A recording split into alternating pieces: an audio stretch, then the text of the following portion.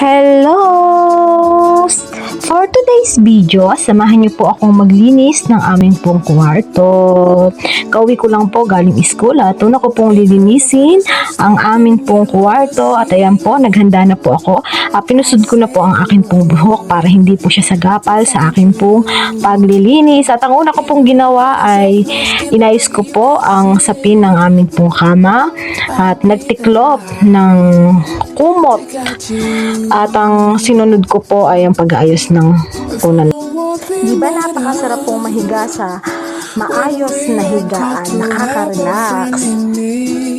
Pagkatapos ko pong ayusin yung unan, sinunod ko po yung pagpupunas ng kagamitan sa aming pong kwarto. Kaya makita-kita nyo naman po na ako po ay nagpupunas at pinunasan ko din po yung aming pong pinto sapagkat ang kulay po ng aming pong pinto ay white, kaya kailangan pong punasan dahil kitang-kita po kapag meron pong alikabok. At sinunod ko na po yung pagwawalis at kung papansinin nyo po ay yumuyuko pa ako sapagkat inaabot ko po yung mga dumi, yung mga alikabok sa ilalim, pati po kasi ilalim ay winawalis ko. Ayan, at yan, napasayaw pa po ako. At sinunod ko na po ang paglalampaso, si Aling Badong Bakal naglalampaso.